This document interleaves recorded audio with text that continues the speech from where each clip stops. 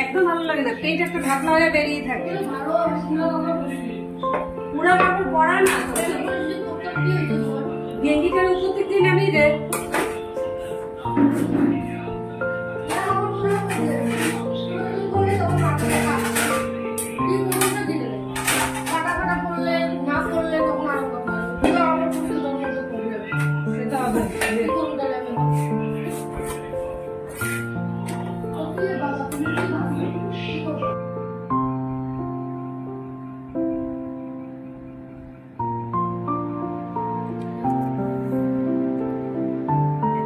নমস্কার, আমার আসাম ব্লগে আপনাদের সবাইকে অনেক অনেক স্বাগত।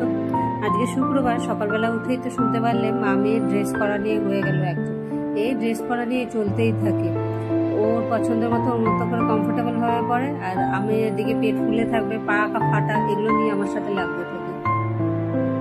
যাই হোক, ওর মতো এখন যেই যার যেটা পছন্দ, কিন্তু নিজেদের দেখে ভালো লাগে না, তাই বলতে বাধ্য হয়েছে। তো মাঝে মধ্যে না বলেও অনেক সময় বলিও না, চুপচাপ থাকি, যে নিজের কাছে নিজেকে দেখতে কিরকম লাগে আয়নায়, তখন বলে দিই যে আয়নায় গিয়ে দেখ নিজেকে কেমন লাগে, যদি ভালো লাগে তাহলে পড়ে যায়, আর যদি ভালো না লাগে তাহলে পড়িস না। তো অনেক সময় ডিসিশন কোনো কিছুই দিই না, এখন যথেষ্ট বড় হয়েছে, যার যার পছন্দ অপছন্দ সব নিজের উপরেই ডিপেন্ড করে। তো শুক্রবার সকালে জলখাবার সেরে ওরা ওদের মতো বেরিয়ে গেল, আমিও আমার খাবার দাবার সেরে চলে আসলাম রান্নাঘরের দিকে।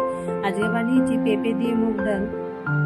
একে তো যে গরম, আর পেঁপে দিয়ে মুগ ডালটা মানে কাঁচা মুগ ডালটা করেছি যাতে পেটটাও ঠান্ডা থাকে। এত গরম পড়েছে যে বলার কথা নেই, বাইরের দিকে তাকানো যাচ্ছে না, এত রোদের হিট। আর আমার যে উপরে কোনো শেড নেই, ছাদে একদম 3 তলা লাস্ট ফ্লোর, মনে হচ্ছে যেন বাইরের দিকে দুপুরবেলাটাকে পুরো হিটটা নিচের দিকে নেমে আসে।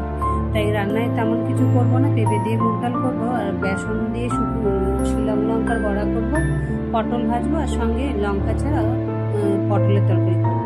আর আমার জন্য আর কোনো তরকারি বানাবো না, লঙ্কার বড়া আর পটল ভাজা দিয়ে হয়ে যাবে, আর লঙ্কা ছাড়া মুসুরির পটলের তরকারি থাকবে, ওই দিয়েই হয়ে যাবে। আর মাও রাত্রিবেলায় লঙ্কা ছাড়া পটলের তরকারি দিয়ে খেয়ে নেবে, তা খায় না খায় তার তো কোনো গ্যারেন্টি নেই। যাকে দিকে হয়ে গেল ডালটা, আর এদিকে রান্নাবান্না সমস্ত তরকারিগুলো সব হয়েই গেছে, লাস্ট এন্ডিংয়ে ভাজাটা করবো আর ভাতটা বসাবো। ভাতটা নামিয়ে ভাজাটা একদম খাওয়ার সময় করবো, যাতে গরম গরম থাকে, ভাজা ঠান্ডা হয়ে গেলে খেতে আর ভালো লাগে না। রান্নাঘরের সমস্ত কিছু সেরে নিয়ে এবার ভাতটা বসিয়ে দিলাম।